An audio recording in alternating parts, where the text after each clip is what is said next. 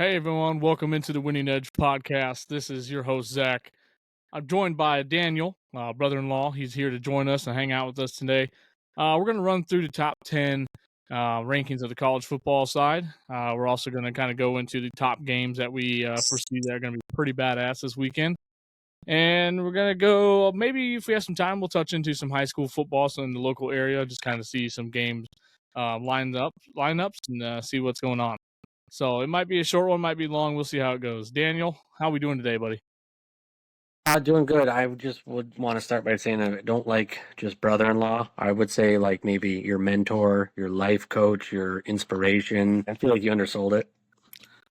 Yes, for sure. Just for time reasonings and That's fair. That's fair. you I mean, know, like I said, it's your show. I shouldn't tell you. yeah. But welcome in. I'm glad you're here with me today, and yeah, it's gonna be a good time. I'm excited. So let's hop right into top 10. I'm gonna see if I can share my screen to see if that works. Obviously, first episode of the season, guys. So bear with me here. We're gonna learn together.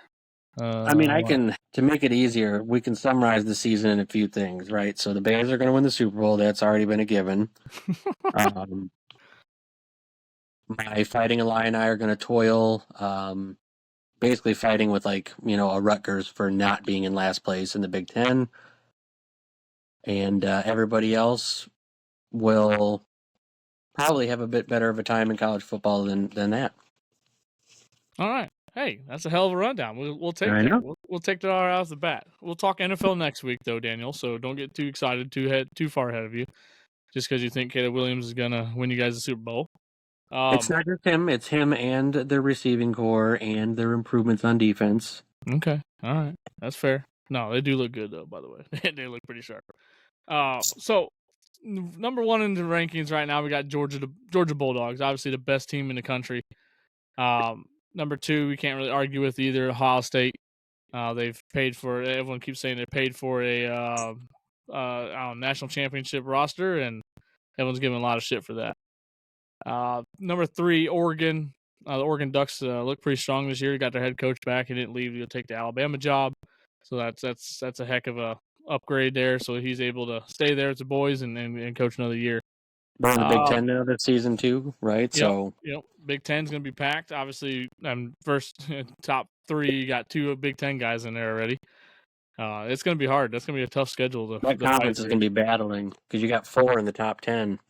Yeah, it's going to be insane to watch. It's going to be good football, though. 4. Yeah, no, 4. It's going to be great football for us spectators. I'm excited for that. Yeah, I mean, not a bad thing. No, not at all. Texas number 4. I don't know. I don't really trust the Texas Longhorns, but we'll see how they do in the SEC this year. Number 5, Alabama. Yeah, I mean, it's Alabama. New head coach, no Nick Saban this year, so we'll see how they can test up to these guys as well. Ole Miss, surprising to see them at 6, to be honest with you. I don't really understand that. Lane Kiffin's a good coach, but I did not think they had a good roster. But all right, here we are, right? Number 6. Yeah. The best team in the nation, Notre Dame, number 7. No, I'm just kidding. They're not the best team in the nation by any means. That's weird. That's weird. They'd give the best team the 7th spot and not the number 1 spot. But hey, like Notre Dame fans say every year, it's this year's our year. Famous last words, right?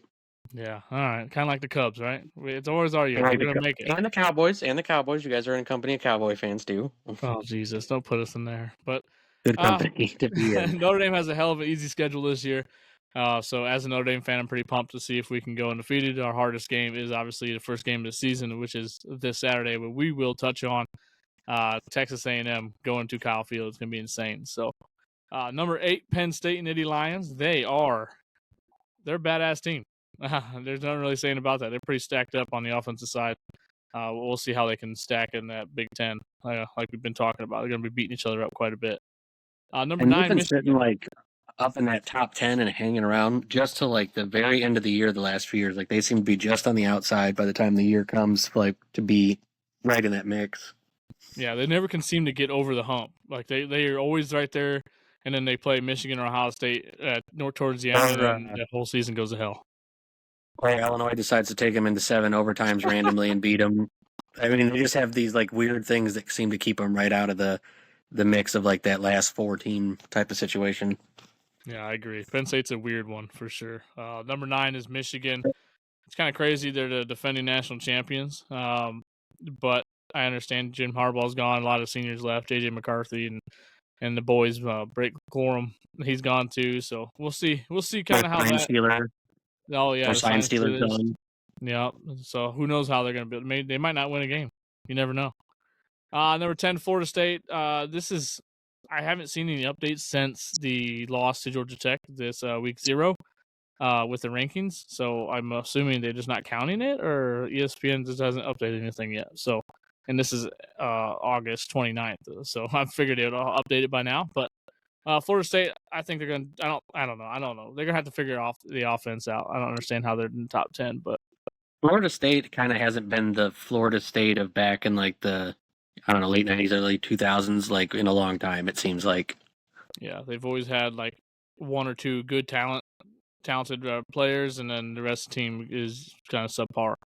And they can never, kind of like almost a Penn State, they can never really get over that hump. They do decent in ACC, and then they can't kind of move forward.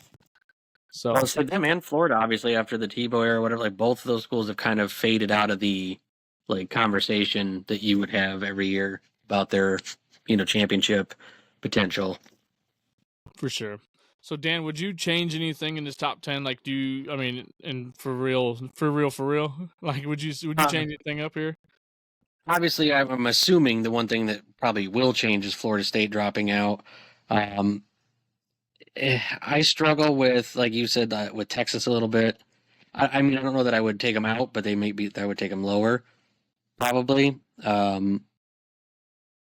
Georgia's pretty fair. Ohio State's pretty fair where they're at. Michigan, I would maybe almost swap like Ole Miss and Michigan. Okay, I like that. I can get behind that. Yeah, and then to be honest with you, I'll be admittedly so. I probably should know more about where Missouri's been the last few years because they're kind of an odd pop up for me. Like Missouri, I usually am always thinking basketball because they're pretty big rivalry with Illinois in basketball, but I haven't paid attention in football enough. So just they stand out to me as one you don't see up there much. Yeah, they have a damn good quarterback, Brady Cook, and I think they had a decent season last year, so I kind of think that's where they're hanging their hat on that. But again, the SEC is so damn hard. It's almost like the Big Ten. Everyone just beats the shit out of each other all year long.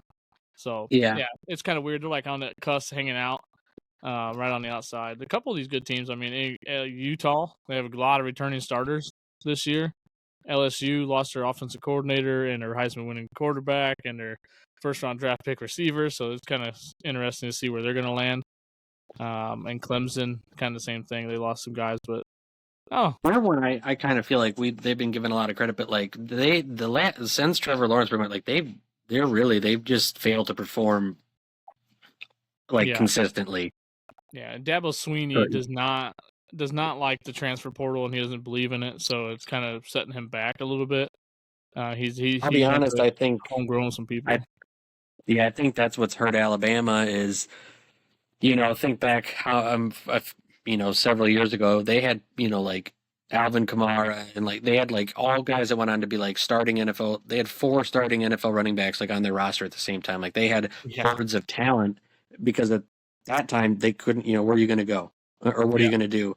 And now that this transfer portal comes in, it makes it harder for some of these teams that used to be consistent powerhouses to stay that way because if people don't like what they are getting, playtime, whatever, it's a lot easier for them to transfer. It's a lot less, complicated with the eligibility, type things. And it's definitely going to change up the landscape going forward for good.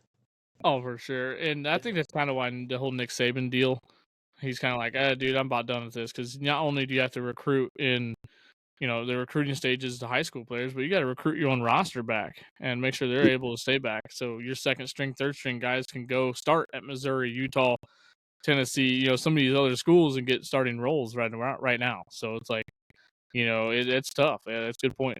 Very good point. Very good point. Let's segue over here a little bit. Some big games going on this weekend, right? So Labor Day weekend, college football kickoff, week 1, week 0's under wraps. They're done. So we got quite a bit of freaking football games that are like should be like mid-season, late-season football games right off the bat. And then we'll start with number 14 Clemson traveling to the number 1 team in the nation, Georgia. That's a noon kickoff, and that's gonna be a hell of a game right off the bat, dude. Right off the college game day. Yeah, it's going to be a heck of a game for Clemson. I mean, I mean, again, I'm not a big like, oh, the SEC is great and anybody can lose at any given time, but I feel like I feel pretty confident Georgia's going to be able to handle that fairly easy. But, that's the great thing about college football is I could be dead wrong and they could upset things. But like I said, Clemson's been kind of on a downward trend as a program the last few years in terms of like hanging out in conversation for like number one. And obviously Georgia, they're kind of in the midst of their prime for that. For sure, yeah, because Clemson was 9-4 last season, which is really unheard of in this recent college football era. So it could be a sleeper game. It could be one of them twisty, turny games that can go wrong, and all of a sudden you find yourself behind the 8 ball and real quick. So it'd be interesting to see. Obviously, my pick on this game is Georgia all the way. I mean, they're number 1 team in the nation. It's kind of hard to bat against. Yeah, I mean, I would say the same thing. If it was maybe even later in the year where you worry about complacency or, the quote unquote like a trap game at the end, I might say a little less confidently, but I'm pretty confident that right out of the gate, usually you want to try to give it your best to set the tone type of thing. And so Georgia's going to probably have that to their advantage. Yeah, and they've had all off season and just training camps and all that stuff to pretty much plan for this game and get ready for it. So they should be ready. If they're not, then they don't need to be number 1. So then, that's not wrong. For sure. Another noon kickoff on Saturday. Number 8 Penn State's going to go to West Virginia and Morgantown and play the Mountaineers. This is going to be tough because Penn State went 10-3 last year. West Virginia went 9-4, which is decent for them. They had a lot better year than they've had in a long time. And I know they're rolling in this game very confident. Pat McAfee and the boys are going there Friday for a live show. So, the vibes are going to be high. Everyone's going to be excited, and it's going to be a rough environment for Penn State to come in there. What's your thoughts on that, Dan? So, just in general, like it is kind of nice to see like West Virginia back up in the mix. I don't remember who I was talking to. It might have even been you and the other evening we were talking where I brought up Pat White back in the era when somebody goes, Pat White, who's that? And I was at the same time, and then it gave me memories of Kevin White, the Bears receiver they picked that I don't think ever played a game because he has bird bones. They kind of got in the mix in football for a little while there, and then they seem to kind of just drop right back out just as quickly. So it's kind of nice to see them back up in the mix. Just like Georgia Tech, like I think back to when they had Reggie Ball and Calvin Johnson there, and like they pop up, and it was like a couple of years of like really fun to watch, and then the program again kind of drop right back out. I'm gonna go with Penn State though. I mean, as the pick. I'm always Big Ten rooter, but like I said, Penn State's been solid. It's been odd things that have kept them out of the picture, but they definitely have the talent. They definitely have the experience, and I think they, again, are going to be one of those teams. They seem to always start the season out strong. Their weird hang-ups come at near the end of the season. Yeah, I can agree with you on that for sure. Because, I mean, yeah, West Virginia is going to have a great home field advantage here, but Penn State's not new to that. I mean, they play in the Big Ten on the weekly basis, and their stadium alone is insane. So they're so used to the noise, they're so used to hostile environments. So I think they roll in there. I mean, it's not going to be a blowout by any means. It's going to be a close, hard-fought battle for sure. It's going to be great football to watch. But Penn State rolls. They're gonna win that game for sure. This game I kind of had my eye on because obviously inner Florida rivalry. You got number 19 Miami going to the Swamp in Florida. As the Gators there Saturday 3:30 kickoff. Two teams that are just been shit lately. Like they've had all these hype, everything's going great. Like Miami last year, for instance, they had a hell of a beginning of the season and then some poor coaching, just poor coaching. I guess you'd lay it on. They forgot to take the knee at the end of the game. Georgia Tech gets the fumble, and they go down and score and win, and it kind of derailed the Miami Hurricanes season after that. So they're just kind of trying to go through some things. Their quarterback transferred. They got a new guy in, Cam Ward. everyone's all excited about. I can't wait to watch him play some football. So, and I'm in the same boat. I'm kind of pumped to see them. They went 7-6 last year. Florida went 5-7, and I think they're on that coach is on the hot seat. The Florida Gators are not supposed to be bad. They're always supposed to be that top tier team. You always hear about them, see them, and that's what you think. So I got Florida winning at home though. It's hot seat. Yeah, It's do or die right now. I'm gonna go the other way, and I'm gonna say Miami, but really that comes from a place like you said. I mean, I'm not a Miami fan by any means, but like there's just something about some of the silly, ridiculous stuff, the turnover chain, or like when they're winning and they're having fun. Like it's fun to watch. You kind of get a chance to laugh at it, and like obviously it's a program that's put out a lot of great players over the years. And I think everybody in a way kind of always is like, yeah, like I can get behind Miami. You know what I mean? Like I don't outside of maybe a few of their like rivalry teams. Like I don't think there's a general sense of everybody's like I hate Miami. At least I don't come across it a lot. Yeah. So I'm gonna go with Miami again, and that's more out of I'm just hoping that they win. I'd like to see them Yeah. win. Yeah, for sure. Miami reminds me of a lot of USC, kind of big town football college teams. They've had the heydays back in the day, when everything was going great, and then they're kind of like middle of the road sometimes. So they remind me a Thug lot of you, that. man. Huh? I said we got to get Thug you back. Dude, that was the best. That's probably one of the best eras of football ever. It changed the game for the whole future of football going forward. Like it was nuts. What a time. What a time. Yeah. So moving on, the game I'm gonna keep my eyes close on is obviously Notre Dame fan. Number 7 Notre Dame goes to Texas A&M. They're number 20th in the nation. Kyle Field's one of the hardest places to play, and if you guys have been playing college football 25, it's bullshit. It's not fair to go into Kyle Field and try to play any football because then you lose all your buttons. You don't know who the hell you're throwing to. It gets chaotic. So hopefully, Riley Leonard and the Notre Dame boys can fight that off and come out with a win here. Lots of things have changed for Notre Dame and Texas A&M. They both got, well, not both. They got a new quarterback. Notre Dame does, Riley Leonard, in the transfer portal from Duke. Texas A&M gets a new head coach, Mike Elko, from Duke. So it's kind of a Duke head-on-head here. That'd be crazy to see. And so Notre Dame's fighting some offensive tackles and left guard, offensive line youngsters getting hurt. So now we have some young guys starting.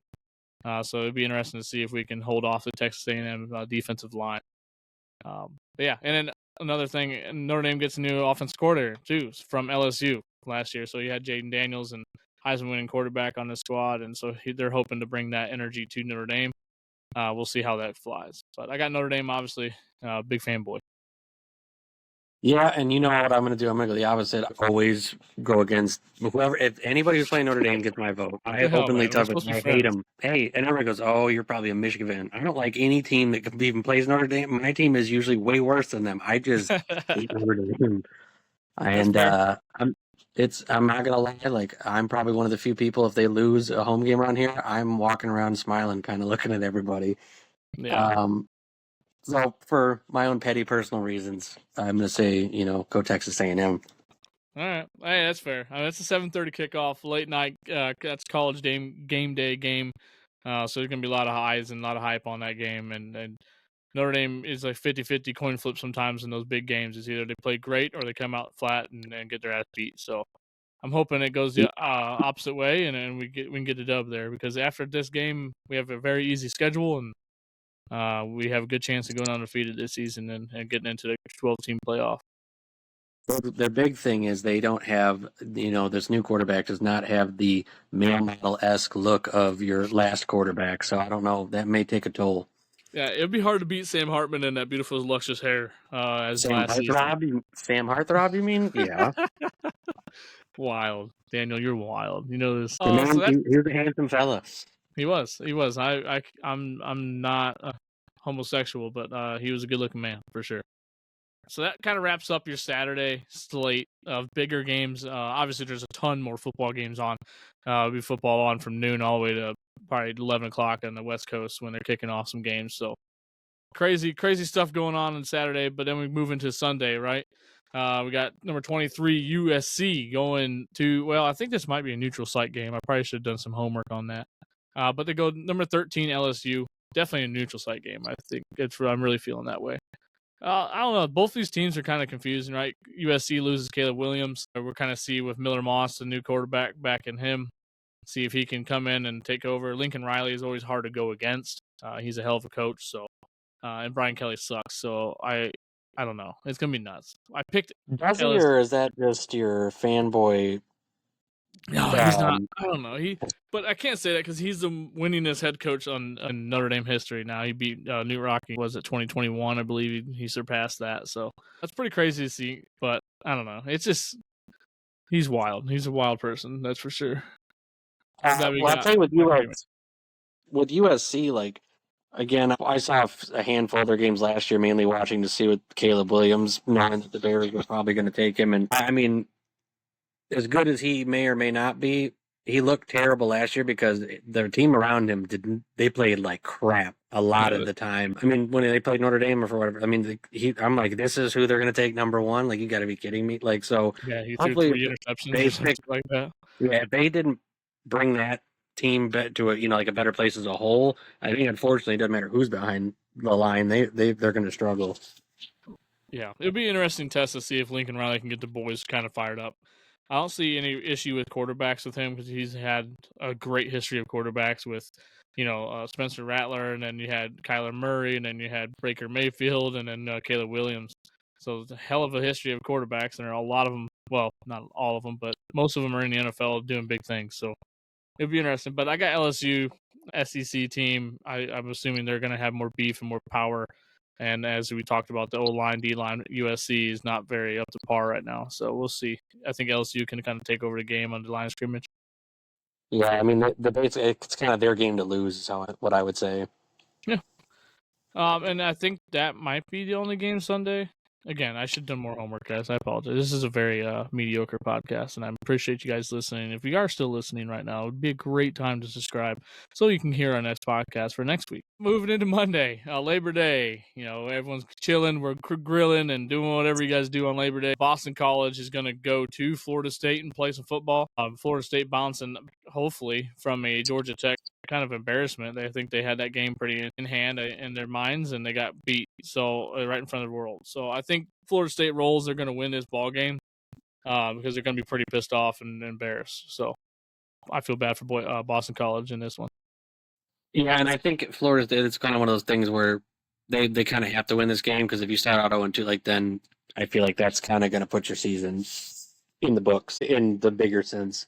You can't start out 0-2 and expect to compete in the playoff. Yeah, I agree. If win or go home. I mean, obviously with this new 12-team playoff, I believe obviously there's going to be some 2-loss teams in there just because of the Big Ten and the SEC, how they're going to beat each other up all year. There's going to be some good teams. And that's why I think those 2-loss teams will come from, because of strength of schedule type stuff. That's why they can't afford to go 0-2 where they're. Yeah, I agree with you. 2,000% on that. 2,000%. Let's see. Anything else college football wise? I'm just pumped it's back. Something else on the TV other than Bluey and Taylor Swift Eras Tour. Thanks for the wife and the kids for turning that on every day. We love it. Yeah, I'm excited to have something else on TV and kind of I get the remote back. It's the final handoff from Allie to me, and it's game on. Time to watch some football. I mean, I don't know about all the Bluey hate. Bluey's pretty cool, but that's pretty cool, man. But it gets old after a while. I think I've seen every episode like 45 times. You got to get back into Miss Rachel.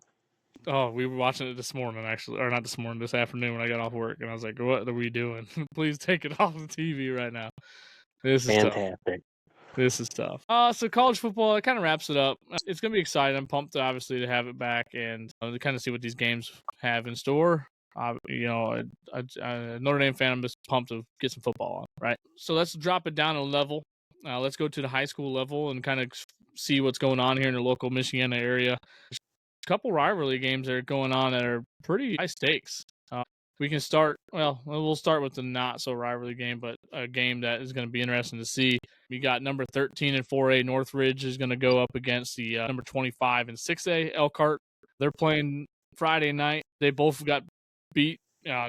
Elkhart got beat by Concord Friday, and a game they thought they were going to win, but the Minutemen took care of that. And Northridge got beat pretty handily by, I think it was Fort Wayne North, I believe. So they're both bouncing off of games that they think and they thought in their minds they could have won.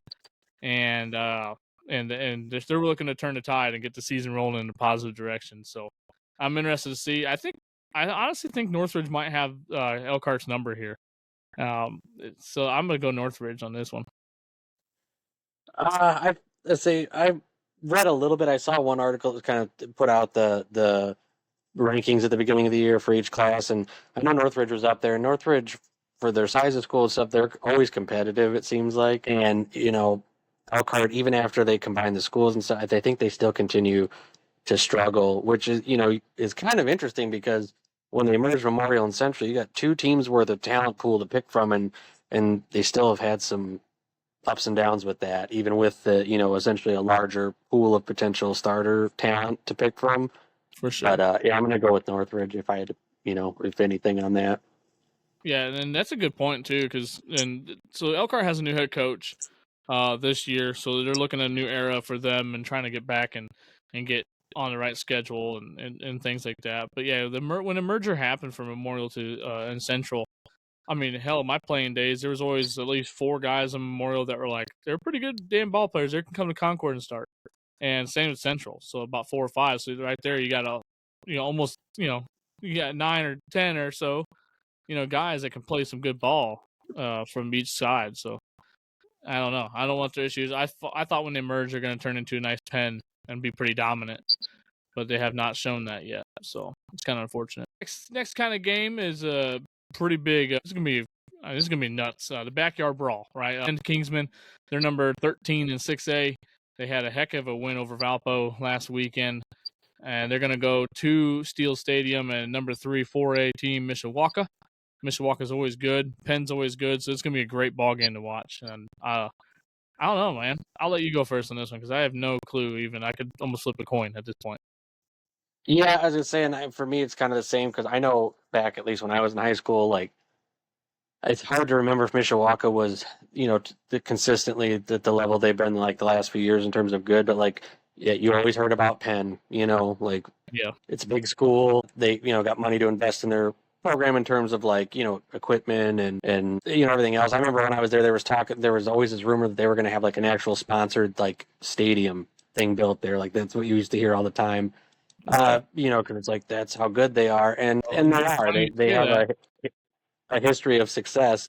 I also know that I've read, on the like local news in the paper and stuff, like both of that Penn, it seems like in the last few years has kind of like had that thing where they've fallen just short, whereas Mishawaka's kind of been going the other direction where they're getting closer or closer, peaking up a little bit. So I'm going to say Mishawaka, and we'll see what happens. I like it. Yeah, no, funny you say that though, because Penn just got a new field house with a workout facility sponsored by Culver's. I guess one of the owners of Culver's went to Penn High School and donated a whole bunch of money to them and put a big old workout facility for them and named it after them. So that's pretty crazy. We'll see. Yeah, and that's I guess why we would hear those rumors because you just would always hear like because yeah, over there. Yep. But I'm gonna go Penn. They have a new head coach this year, and some new energy, new concepts, new schemes. So it'd be fun to see. That Mishawaka hasn't seen this style of offense. I'm not sure how different it is, but it's something new. It's kind of hard to defend after you've been playing each other for so long. The coach for Penn, he's been there for I think it was 15, 16 plus years. So it'd be interesting to see. I think Penn has a little bit better roster. They roll that. Yeah. I mean, like you said, it's a kind of almost like a flip a coin. Yeah, for sure. The last game of the I guess slate of the local teams around here this Friday, the number 8 and 5A Concord Minutemen, they're going to go to Jimtown. It'll be a home game for Jimtown here. And I just don't think Jimtown can even lay a finger on Concord. I think they have a good squad this year. I always am going to root for Concord, over Jimtown for sure. For sure. Concord's another school. Going back to when I was there, my senior year, we made it to state. Like Concord has been just kind of sitting on the outside. It seems like since I've lived around here, and it's like you gotta hope they're finally going to get to their year. You know what I mean? Sometime soon. They may not always win out, but like they seem to be consistent, right? Like you can always kind of expect like a certain level of winning from them like year to year, and they're pretty solid on delivering that. And we both went there, and we both know that Jimtown sucks. So Yeah, Jimtown sucks. I mean, that's just how it is. And they're a small school, so it shouldn't be a competition. But you know how rivalry games are; anything goes. So it'd be interesting to see. Since Coach Dawson has retired my senior year, and Craig Kaler has taken over the helm, he's gotten the team in a different direction, and they're not looking too bad. They have decent talent, and they play fast, and they play hard. So it'd be good to see this matchup. And hell, Concord has a running back. He's committed to Purdue University for next year. So obviously you got some talent over there at Concord. So go Minutemen, right? Here we go. Bleed green, baby. For sure. That's right. So that wraps that up. If you guys like that kind of stuff, the local high school, I like it just because I'm a football fanatic and obviously we live in the area still. So it's just kind of nice to keep up and see what's going on. If you guys like that, let me know. If not, we'll try to change it up a little bit. Going away from football, let's go to golf, right? The Tour Championship is going to East Lake Golf Club. They played their first round today. Leaderboard, Scotty Scheffler, surprise, surprise, is on top of the leaderboard. He's going 6 under for the day, shooting a 65. Lowest score of the day, obviously. So he's number one player in the world for a reason. He's nuts, man. Dan, you know how fun it'd be to be that good at golf? Or do you think it wouldn't be fun? Well, I think that's the whole thing with golf that I'm painfully have been learning is like no matter how like when you're playing at their level, like to us it's like man that's crazy, but to them they also know that like they're still better, like they're still a level better than what they're at. Like it's it's like they'd be 1 in a million out of the world, you know what I mean? But like there's always a level better. I think that that's the kind of the nice thing about golf, and is that you're never gonna like you can't just master it, right? You can get great, you can get good, but can you go hole in one every hole? Like no, can you even Exactly. be? Can you even score the same at the same course every time you play it? No, like because there's so many variables. So I think that's the nice thing. I would, however, love. I mean, a 60. He shot in his whole round what maybe takes. I'm getting in 8 holes. So, Hey, that's we're shooting 65, 50 to 65 in 9 holes, bro. Like, what are we doing? which actually brings me up to my thing because that's the bigger thing, really. If we want to talk golf, is Saturday. Who's going to win? You versus me, huh? Stroke play? I don't know if I like that phrase, but yeah. That's what they call it. But I don't know, man. I think I have an upper hand on you. I think I have like 1 year of longer golf experience, and I think that's going to play dividends. I think I take the dub on that one. We'll see. Let us know in the chat, though, for sure. Dan versus me, golfing. I will be going on Saturday, so please, I'll put a little vote thing on our Facebook group. If you're not in the Facebook group, please join. If you don't know how to get there, message me. Get a hold of me somehow, and I will get you in the right direction because we have some fun over there with some polls and some things and some banter going back and forth and just kind of kicking it with the boys / girls. A lot of people in there. So, but yeah, I'll just say this before they vote. Everybody should know I have a brand new putter. That's going to factor in pretty heavily. You have a brand new driver, which okay, whatever. But I think that ultimately, I think I win if I can make it through 18 holes and I don't throw my club into the cart or off into the woods again. Yeah, let's avoid that. Let's avoid that. That's great. We got new clubs, but we have to learn how to hit them. We can buy all the fucking new shit we want, but it doesn't mean a jack, dude. It doesn't mean shit. I know how to hit them into the side of a tree or into my golf cart or into the ground. As long as we play the slice, baby, we'll be all right. We'll be great. Yeah. I love it. Quickly, one more thing, sports-wise, I do want to touch on because I'm a huge fan of NASCAR and auto sports and things like that, and I'm just pumped about this week. And this is the last race before the Cup playoffs, so this is do or die for a lot of people on the bubble, trying to get in, like Bubba Wallace, Kyle Busch, and a couple other names. They're going to be racing at Darlington on Sunday, September 1st, so it'd be interesting to watch. If you guys like NASCAR and that kind of content, let me know. I'll kind of dive deeper. That's about the only name I could tell you. No, he does not. But he's still part of Hendrick Motorsports, and he's like the co-owner, him and Mr. Hendrick. So it's nice to see him around the NASCAR still. Earnhart's not doing NASCAR anymore. So yeah, I couldn't name like anybody in NASCAR nowadays. Well, I challenge you to find me some racers that you might like, or maybe like just paint schemes, and you let me know next week, and we'll see how you are. That's who I pick. That's my favorite racer. Smuggling drugs in Mexico and here in LA, right? No one can beat family, man. That's right. Family for everything, baby. But I don't know. Do you got anything else for the fans this week? I knew it was gonna be kind of a short video just because there's, we're gonna get our feet wet a little bit here and figure things out.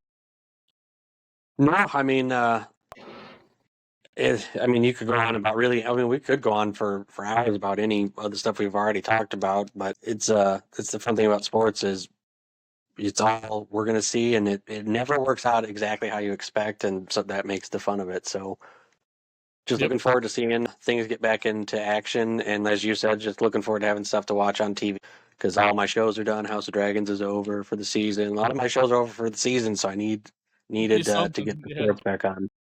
Yeah, I agree with you, man. Yeah, and it's just tough to. I don't like predicting. I like more reacting to things that happen.